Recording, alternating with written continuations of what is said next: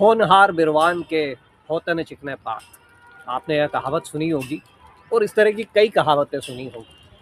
लेकिन आज मैं जिस शख्स की बात करने जा रहा हूँ, आज मैं जिस शख्स की चर्चा और जिस शख्स की स्टोरी अपनी इस एक्सक्लूसिव स्टोरी में बताने जा रहा हूँ, उस शख्स पर इस तरह की सारी कहावतें पूरी तरह से फिट होती है। वैसे तो यह कहानी हो सकता है कि आपने भी सोशल मीडिया पर देखी हो, अभी जिक्र चल रहा है इसका, लेकिन हो सकता है आपकी नज़रों के सामने से गुजरी हो, ना गुजरी हो। मेरी नज़रों के सामने से भी 2-3 दिन पहले यह कहानी गुजरी थी। चूँकि दिन का समय था, कुछ और कामों में व्यस्त था, तो मैंने भी सरसरी निगाह से इसे देखा। लेकिन जब मैं रात में सोचने बैठा, जनरली एक जो जर्नलिस्ट होता है, जो एक जिसे कहे ना कि एक इस तरह का जो मेंटल वर्क करने वाला आदमी रात को ज़्यादा एक्टिव हो जाता है। मैं रात में जब सोचने बैठा तो मुझे लगा कि मैंने इस कहानी को थोड़ा-सा ज़्यादा लाइट ले लिया।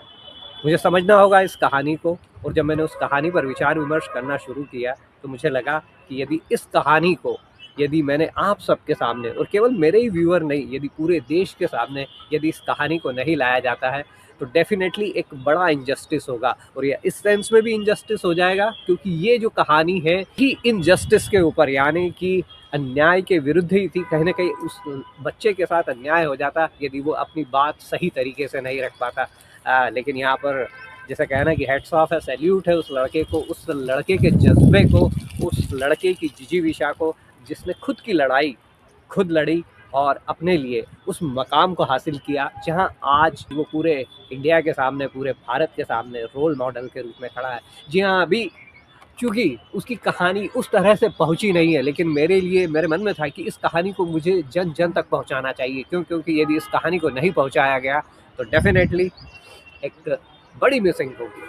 जी हाँ, मैं बात कर रहा हूँ जबलपुर के अथर्व चतुर्वेदी की, और आप देख रहे हैं अभी फ़िलहाल भारतवर्ष सबसे पहले, और मैं हूँ लोकेश शर्मा। दोस्तों, जबलपुर का एक बच्चा अथर्व चतुर्वेदी, थोड़ी सी मैं आपको भूमिका बता दूं, वो नीट की तैयारी करता है। नीट यानी कि जो भारत के जो मेडिकल कॉलेजेस है उनमें एडमिशन के लिए एक एग्ज़ाम देना होती है नीट की, उसकी वो तैयारी करता है। उसमें उसे अच्छे अंक मिलते हैं, करीब 530 अंक प्राप्त करता है।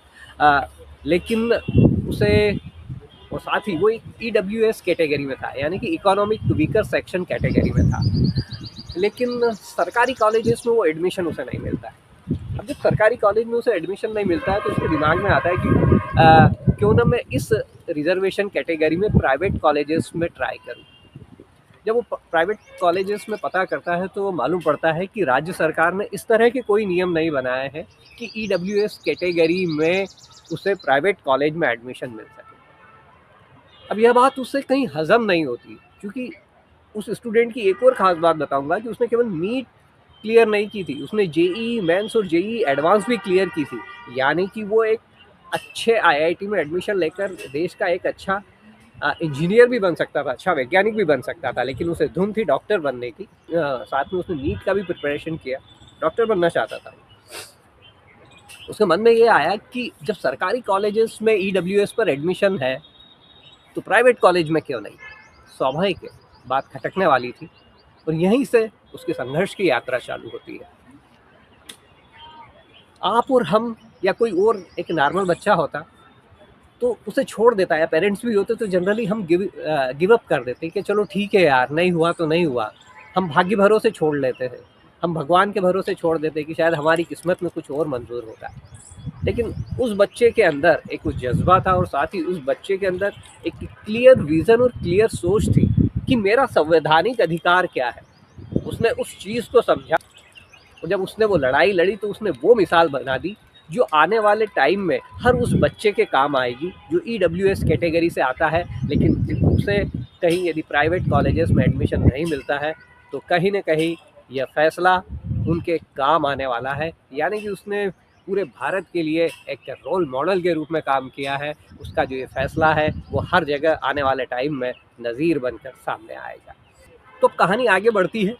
जब उसका एडमिशन नहीं होता है, अब इसके खिलाफ वह हाई कोर्ट में जाता है।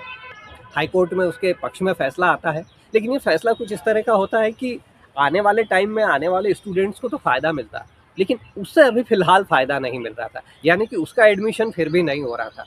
यह बात उसे फिर से कहीं ना कहीं नागवार गुजरती है, और वो फिर से अपनी लड़ाई को आगे बढ़ाता है। उसकी यह लड़ाई जो पूर्व सुप्रीम कोर्ट के पूर्व सीजेआई रहे जस्टिस गवाई, उनकी बेंच के सामने से गुजरती है, फिर वैकेशन बेंच के सामने से गुजरती है, फिर डिवीज़न बेंच के सामने से गुजरती है, डिस्पोज ऑफ होती है, फिर से हाई कोर्ट में आती है, फिर सुप्रीम कोर्ट के यहाँ सीजेआई सूर्यकांत के सामने लिस्टेड होती है। फाइनली जब उसकी सारी दलीलों को चीफ जस्टिस सूर्यकांत सुनते हैं तो कहीं ना कहीं वो इस बात से पूरी तरह से सहमत होते हैं और साथ ही इम्प्रेस होते हैं कि ये जो बच्चा कह रहा है इसमें कहीं से भी कुछ भी गलत नहीं है। यदि इसे एडमिशन नहीं मिलता है तो कहीं ना कहीं इसके साथ अन्याय होगा या इस तरह की कैटेगरी के सारे लोगों के साथ अन्याय होगा। और सुप्रीम कोर्ट इस बच्चे के पक्ष में फैसला देता है और 1 सप्ताह के भीतर प्राइवेट कॉलेजेस में एडमिशन के लिए निर्देश दिए जाते हैं सुप्रीम कोर्ट की तरफ से। तो इस तरह से अथर्व चतुर्वेदी अपनी लड़ाई को जीतता है। अब ये तो मैंने आपको मोटी मोटी जो इस केस में जो सारी स्टेजेस गुजरी उन सारी चीज़ों के बारे में बताया, लेकिन आप गौर करिए कि इस कहानी को आपके सामने लाने का जो मुख्य उद्देश्य था वो ये था कि एक 19 साल का लड़का, आप समझिए कि इसका जो केस था सुप्रीम कोर्ट में किसी और ने नहीं लड़ा है। जी हाँ, इसके पिता, ये जबलपुर का बंदा है अथर्व चतुर्वेदी, इसके पिता खुद हाई कोर्ट में वकील है। लेकिन यहाँ पर जब इसका एक इंटरव्यू मैंने देखा, उस इंटरव्यू में कहता है कि आपके पिता खुद वकील थे या आप किसी दूसरे वकील की सहायता ले सकते थे। तो इसका कहना था कि मैंने वकीलों की सहायता ली कि जिस तरह से मैं खुद अपने केस की पैरवी कर सकता था उतना स्ट्रांग तरीके से कोई और मेरे केस की पैरवी नहीं कर पाता, या पैरवी कहें कि जितने अच्छे तरीके से इस बात को मैं समझ रहा था कि मेरे साथ क्या इनजस्टिस हो रहा है, शायद जो वकीलों की पैनल है या वकील होते वो शायद उतनी अच्छी तरह से मेरी बात नहीं समझा पाते।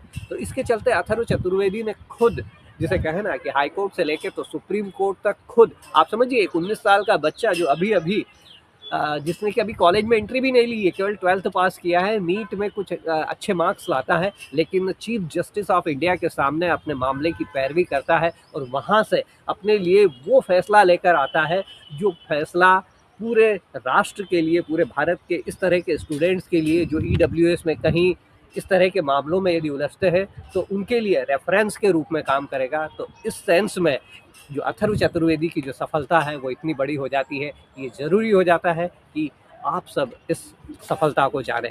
मैं कहूँ ना कि जब मैंने इस पर सोचना शुरू किया तो अंदर ही अंदर मेरे रोंगटे खड़े हो गए थे कि क्या बंदे का जज्बा रहा होगा एक ऐसे समय में जबकि 19-20 साल के लड़कों को रील्स को स्क्रॉल्स करने में से ही फुर्सत नहीं मिलती है। ऐसे समय में अपने अधिकार के लिए लड़ना, संवैधानिक सारे मुद्दों को समझना, एक एक चीज़ को आपको बता दूं, सुप्रीम कोर्ट में अच्छे अच्छे वकील अपना पक्ष ठीक से नहीं रख पाते हैं। ऐसे में पूरी प्रोसीडिंग जो कि इंग्लिश में होती है वहाँ पर उस प्रोसीडिंग को इंग्लिश में रखना, साथ ही अपने सारे पक्ष समझाना कि किस वजह से मुझे यहाँ पर मेरे साथ इनजस्टिस हो रहा है और क्यों मुझे ये न्याय मिलना चाहिए, क्यों मुझे ये सीट मिलना चाहिए, यह सारी चीज़ों को बारीकी से सिलसिलेवार समझाना और अपने पक्ष में फैसला लाना डेफिनेटली एक ऐसी मोटिवेशनल स्टोरी है कि जिसे मैं कहूँ ना कि चाहे आप इस पर डॉक्यूमेंट्री बनाइए, चाहे आप इस पर मोटिवेशनल स्टोरी बनाइए, चाहे आप इस पर फिल्म ही बना दीजिए। आपने 12th फेल देखी होगी, यदि 12th फेल जो थी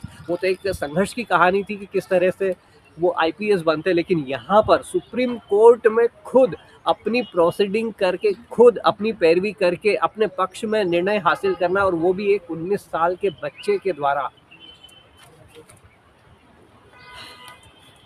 डेफिनेटली दोस्तों वर्ड्स कम पड़ जाते हैं इन सारी चीज़ों में।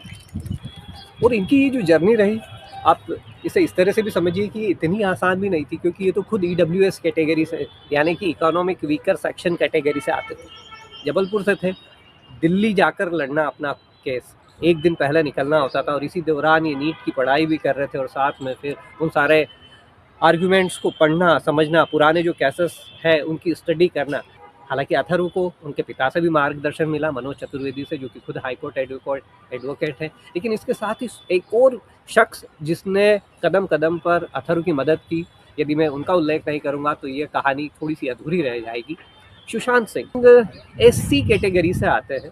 मैं यहाँ पर इसलिए इस SC कैटेगरी पर जोर दे रहा हूँ क्योंकि अभी देश में जिस तरह का माहौल चल रहा है, अभी आपने देखा होगा कि दिल्ली यूनिवर्सिटी कैंपस के में जिस तरह की जो घटना घटी, UGC प्रोटेस्ट के दौरान, तो उस पर मैंने एक दूसरी स्टोरी बनाई है, उसे भी आप देखिएगा। लेकिन जब इनकी जो बहन है वो डॉक्टर है, और अथर्व की इस पूरे मामले में जिस तरह से इन्होंने मदद की, जिस तरह से उन्हें गाइड किया, वो डेफिनेटली काबिल तारीफ़ है। अथर्व भी कहीं न कहीं इस चीज़ को स्वीकारते हैं, लेकिन सुशांत का भी ये बड़प्पन है कि उसके बावजूद वो कहते हैं कि हमने सिर्फ गाइड किया, लेकिन चीफ जस्टिस ऑफ इंडिया के सामने अपनी दलीलें रखना, और वो भी 19 साल की उम्र में, और केस को अपने पक्ष में लेना एक ऐसे मुकाम पर जहाँ यूनिवर्सिटीज़ तक कह रही थी कि ये बंदा पीछा क्यों नहीं छोड़ता है, वहाँ पर वो डटे रहे, वहाँ पर अथर्व लगे रहे, और उन्होंने फाइनली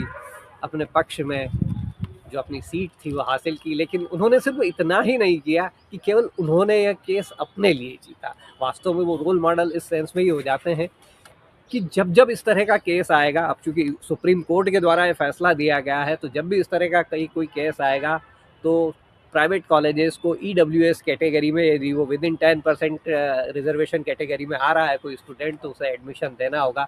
तो उन्होंने अपने लिए तो राह खोली ही है अथर्व चतुर्वेदी ने, साथ ही साथ पूरे भारत के स्टूडेंट्स के लिए भी राह खोली है जो इस तरह की कैटेगरी में आते हैं, और यदि उन्हें एडमिशन नहीं मिल रहा है। तो आप सोच के देखिए कि एक ऐसे देश में जहाँ हर बात को भगवान के भरोसे छोड़ा जाता है, जहाँ हर बात को भाग्य के भरोसे छोड़ा जाता है, वहाँ पर अपने अधिकारों की रक्षा और अपने संवैधानिक अधिकारों की रक्षा डेफिनेटली, मैं जैसे कहूँ ना कि हेड्स ऑफ है इस बंदे को। मेरा मतलब, मैं इतना रोमांचित था जब मैंने इस पोस्ट को पढ़ा, तो मुझे, छोटी सी पोस्ट थी, जब मैंने पढ़ा तो मैंने उसे लिटरली इतना गंभीर नहीं लिया था। लेकिन जब रात हुई, और रात में जब मैंने उन सारे पॉइंट्स पर सोचना शुरू किया, तो मुझे लगा कि यार, इस स्टोरी को यदि मैंने एक्सक्लूसिवली नहीं बनाया तो डेफिनेटली एक बड़ा इनजस्टिस होगा।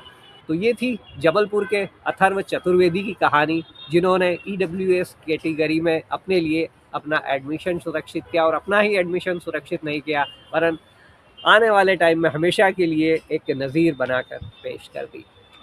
और मेरा आप सबसे रिक्वेस्ट है, मेरे लिए मत करिए, भारतवर्ष सबसे पहले के लिए मत करिए, लेकिन उस बंदे के लिए जो अपने संघर्ष, अपनी जिजीविषा से, जिसने अपने लिए इस तरह का न्याय हासिल किया है, इसके लिए इस वीडियो को जितना ज़्यादा शेयर करें उतना ज़्यादा शेयर करिए। अपने बच्चों को दिखाइए, स्पेशली बच्चों को इसलिए दिखाइए क्योंकि वो आने वाले भारत का भविष्य है, और यदि वो अपने अधिकारों के प्रति जागरूक होते हैं तो इससे बढ़कर कोई और बात नहीं होगी। तो इस वीडियो को ज़्यादा से ज़्यादा शेयर करिए। आप देख रहे थे भारतवर्ष सबसे पहले, और मैं हूँ लोकेश शर्मा, और इसी तरह की स्टोरीज़ लेकर आपके लिए आता रहता हूँ। यदि अभी तक आपने भारतवर्ष सबसे पहले को सब्सक्राइब नहीं किया है तो सब्सक्राइब कर लीजिए, और आप मुझे फेसबुक पर फॉलो कर सकते हैं, लोकेश शर्मा मेरी प्रोफाइल है। मिलता हूँ जल्दी ही कुछ और नई स्टोरीज़ के साथ, तब तक के लिए नमस्कार।